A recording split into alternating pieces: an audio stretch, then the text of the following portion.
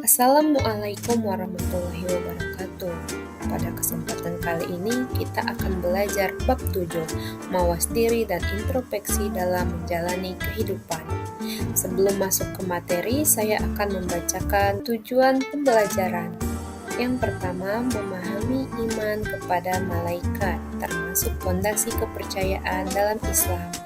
Yang kedua, menyebutkan tugas malaikat.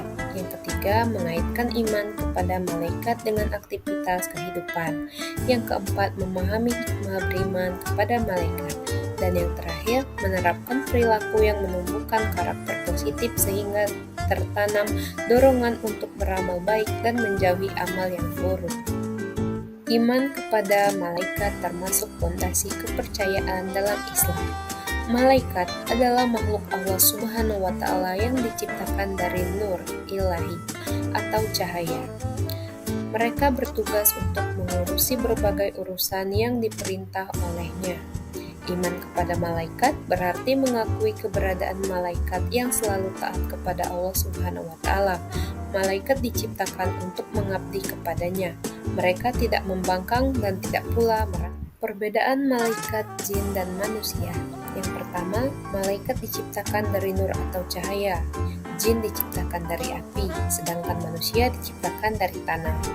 Yang kedua, malaikat adalah makhluk gaib. Jin adalah makhluk gaib, sedangkan manusia makhluk yang terlihat oleh mata. Yang ketiga, malaikat selalu patuh dan taat kepada perintah Allah. Jin ada yang patuh dan ada yang durhaka kepada Allah. Manusia ada yang patuh dan ada yang durhaka kepada Allah Subhanahu wa Ta'ala. Yang keempat, malaikat tidak makan dan tidak minum. Jin makan dan minum. Manusia makan dan minum. Yang kelima, malaikat pikirannya jernih dan lurus. Jin pikirannya berubah-ubah. Manusia pikirannya juga berubah-ubah. Yang keenam, malaikat tidak memiliki nafsu. Jin mempunyai nafsu dan manusia mempunyai nafsu.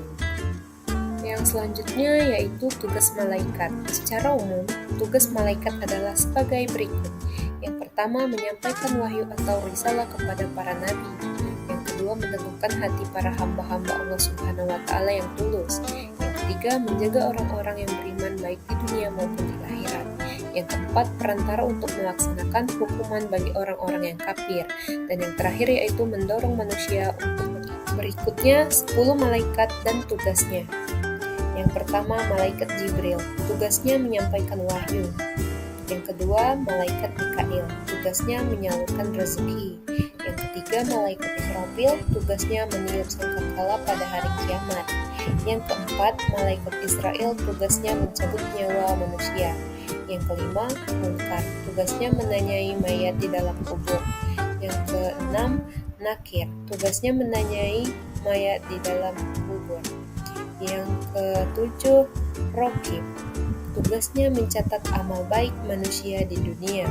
Yang kedelapan adalah malaikat Atid, tugasnya mencatat amal buruk manusia di dunia.